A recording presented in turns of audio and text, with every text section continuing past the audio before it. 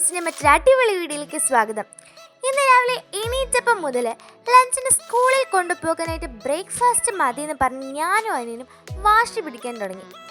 ആദ്യമൊന്നും അമ്മ സമ്മതിച്ചില്ല. അവസാനം വേറെ ഒരു മാർഗവും ഇല്ലെന്ന് കണ്ട് അമ്മ ഞങ്ങളുടെ വഴി വന്നു. പിന്നെയാണ് ഒരു കാര്യം അമ്മയ്ക്കും ഞങ്ങൾക്ക് ഓർമ്മ വന്നത്. ഇന്നത്തെ ബ്രേക്ക്ഫാസ്റ്റ് ഗോതമ്പ് പുട്ടായിരുന്നുവെന്ന്. അവിടെ ഒരു ട്വിസ്റ്റ് ഉണ്ടേ. സ്കൂൾ ഓപ്പൺ ആയപ്പം മുതൽ ഞങ്ങൾ ബ്രേക്ക്ഫാസ്റ്റിനൊക്കെ പിണങ്ങുമ്പോൾ അമ്മ ഞങ്ങളോട് പറയാറുണ്ടായിരുന്നു, പുട്ട് ബ്രേക്ക്ഫാസ്റ്റ് ആകുമ്പോഴത്തേക്കും നിങ്ങൾക്ക് തന്നു വിടത്തില്ലെന്ന്. അപ്പോൾ അമ്മയും പെട്ടേ, വാക്ക് തന്നില്ലേ. അങ്ങനെ അമ്മ ഞങ്ങളോട് പറഞ്ഞു, റേഷൻ അരിയും തലേദിവസം മഷ്റൂം വാങ്ങിച്ചു വെച്ചിട്ടുണ്ടായിരുന്നു, അപ്പോൾ അതും വെച്ചിട്ട് ബിരിയാണി സെറ്റാക്കി തരാമെന്ന്. ഞങ്ങൾ സന്തോഷം കൊണ്ട് തുള്ളിച്ചടി ഓക്കെ പറഞ്ഞു. ചുമ്മാ ഒന്ന് പറഞ്ഞതാ, ഞങ്ങൾക്ക് ബിരിയാണി കിട്ടുമല്ലോ. അങ്ങനെ ഒരു തട്ടിക്കൂട്ട് ബിരിയാണി റെസിപ്പിയുമായിട്ടാണ് ഞങ്ങൾ എത്തിയിരിക്കുന്നത്. ആവശ്യമായി യാതൊന്നും തന്നെ വീട്ടിലില്ലായിരുന്നു. പച്ചക്കറി ഒന്നും തന്നെ ഇല്ലായിരുന്നു. ഉള്ളത് കൊണ്ട് തട്ടിക്കൂട്ടി അമ്മ ഒരു ബിരിയാണി സെറ്റാക്കി തന്നു.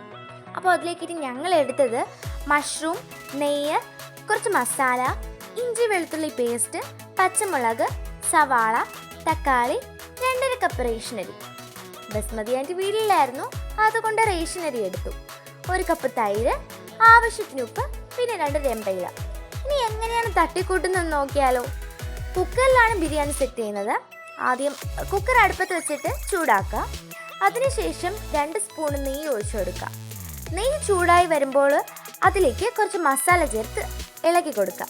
ഇതിലേക്ക് എടുത്തു വെച്ചിരിക്കുന്ന ഇഞ്ചി വെളുത്തുള്ളി പേസ്റ്റ് കൂടി ചേർത്ത് കൊടുത്ത് നന്നായി ഇളക്കുക. ഇതിലേക്ക് നീളത്തിൽ അരിഞ്ഞു വെച്ചിരിക്കുന്ന പച്ചമുളക് ചേർത്ത് കൊടുത്ത് ഇളക്കുക. അടുത്തതായിട്ട് അരിഞ്ഞു വെച്ചിരിക്കുന്ന സവാള കൂടി ഇതിലേക്ക് ഇട്ട് ഇളക്കുക. ഇതിലേക്ക് കുറച്ച് ഉപ്പും അരിഞ്ഞു വെച്ചിരിക്കുന്ന തക്കാളിയും കൂടി ആഡ് ചെയ്ത് നന്നായി മിക്സ് ചെയ്യുക. അടുത്തതായിട്ട് അരിഞ്ഞു വെച്ചിരിക്കുന്ന കൂൺ അതിലേക്കിട്ട് നന്നായി യോജിപ്പിക്കുക. അതിൻ്റെ കൂടെ തൈര് കൂടി ചേർത്ത് കൊടുത്ത് നന്നായി ഇളക്കുക. അടുത്തതായിട്ട് കഴുകി വൃത്തിയാക്കി വെച്ചിരിക്കുന്ന അരി ഇതിലേക്ക് ഇട്ട് കൊടുക്കുക. കളറിന് വേണ്ടിയിട്ട് കുറച്ച് മഞ്ഞൾപ്പൊടി, മസാലപ്പൊടിയൊക്കെ കൂടി ചേർത്ത് കൊടുത്തിട്ടുണ്ട് കേട്ടോ. 4 കപ്പോളം വെള്ളം ചേർത്ത് ആവശ്യത്തിന് ഉപ്പുമിട്ട് 3 വിസിൽ കേൾക്കാനായിട്ട് അടച്ചു വെച്ച് വെയിറ്റ് ചെയ്യാം. ഈ ഗ്യാപ്പിൽ നമ്മൾ ഗാർണിഷ് ചെയ്യാനായിട്ടുള്ള കിസ്മിസും സവാളയ്ക്ക് നെയ്യിൽ വറുത്ത് കോരി എടുത്തിട്ടുണ്ട്. സവാളയ്ക്കൊപ്പം 2 സ്പൂൺ ഷുഗർ ആഡ് ചെയ്ത് കൊടുത്തിട്ടുണ്ടായിരുന്നു.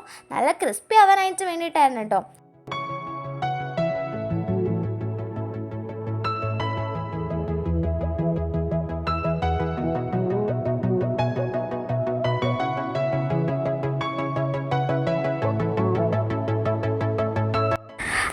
നമ്മുടെ ബിരിയാണി വെന്ത് സെറ്റായിട്ടുണ്ടായിരുന്നു.